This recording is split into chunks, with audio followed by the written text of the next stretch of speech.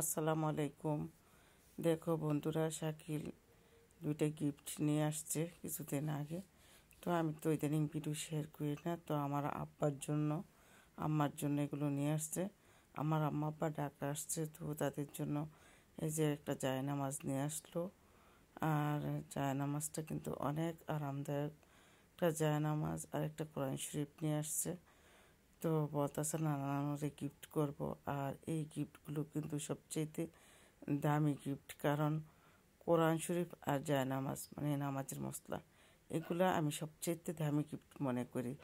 আসলে আমরা কাপড় চোপড় যত কিছু আমরা দিই না কেন, উপহার, ওগুলোর থেকে সবচেয়ে বেশি ভালো গিফট হলো এই যে আল কোরআন আর হচ্ছে জায়নামাজ।